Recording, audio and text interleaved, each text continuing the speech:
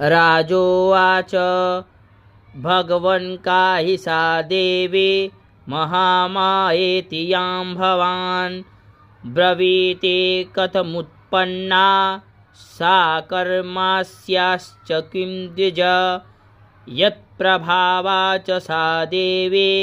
यत्स्वरूपा ययुद्भवा तत्सर्वं श्रोतुमिच्छामि तत्तो ब्रह्मविदाम्बर। ऋषिरुवाच नित्यैव सा जगन्मूर्तिस्तया सर्वमिदं ततं तथापि तत्समुत्पत्तिर्बहुधा श्रूयतां मम